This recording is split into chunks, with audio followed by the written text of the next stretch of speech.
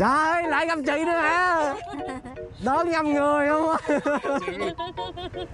Hồi nãy cũng ấy rồi, 2 cuốc luôn. Tao là ai? Đâu là đấy?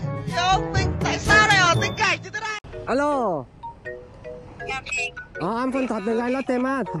Trời ơi. Where? A few minutes later.